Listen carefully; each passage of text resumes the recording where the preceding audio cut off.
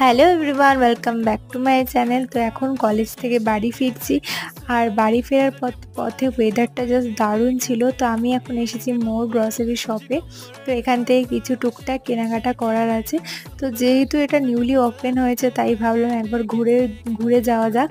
তো এখান থেকে আমি কিছু biscuit, soap, hand wash and আরও অনেক কিছু দরকারি জিনিস নিয়েছি। তো তোমাদের সাথে সেটা আমি বাড়িতে গিয়ে অবশ্যই শেয়ার করব।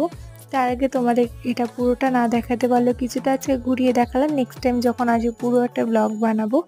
তো দেখো, এখানে অনেক ফ্রোজেন ফুডও রয়েছে, বাট ফ্রোজেন ফুড খাওয়াটা অতটাও ভালো না বলে আমি এখান থেকে কিছু নিইনি। তো যাই হোক, এখান থেকে কেনাকাটা করে আমরা এখান থেকে বেরিয়ে পড়লাম।